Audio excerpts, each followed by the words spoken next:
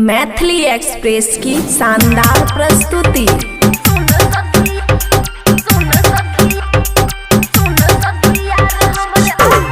खुशी recording studio बलुआ। DJ Sumit Satish रईमा।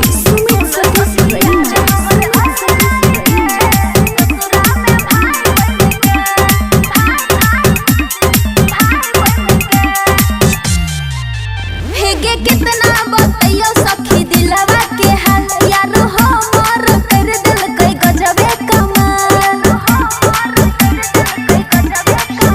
हेगे कितना बतैयो सखी दिलवा के हाल, यार हमर कर दिल कई गजबे कमाल। लगे ओकरा नहीं डर करई नहीं सबर, हमर जिंदगी में आइले कसाई बन के।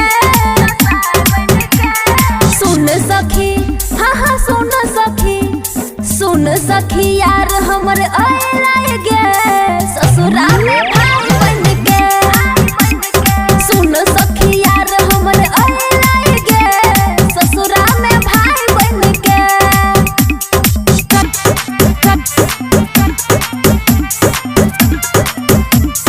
कुछ भी बोलते हैं।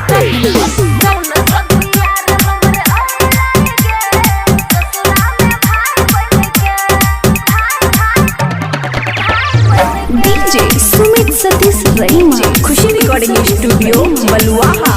चल गेलै सैया दूर, मजा लै छै भरपूर, ओकरा प्यार में हमे बन गेलियै मजबूर। ओकरा प्यार में हमे बन गेलियै मजबूर।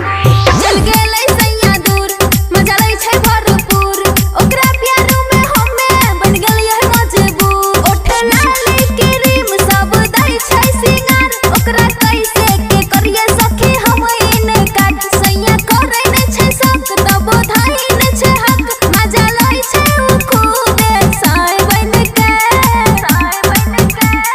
सुन सखी हाँ सुन सखी यार हमर यही लाई गे ससुरा में भाई बन के। सुन सखी यार हमर यही लाई गे ससुरा में भाई बन के। डीजे सुमित सतीश रईमा। सुमित सतीश रईमा।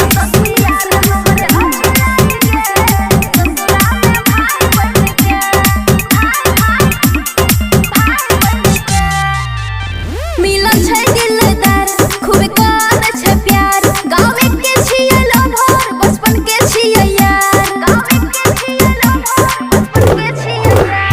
मिलन छै दिलदार, खूब कर छै प्यार, गाँव के छियै लभर, बचपन के छियै यार। राइटर सुमित साजन छियै ओकर नाम, दीपाली के छियै सखी उहे सनम। सखी उहो छै जवान, छियै हमहु जवान, पूजे छियै हम ओकर गोसाई बन के।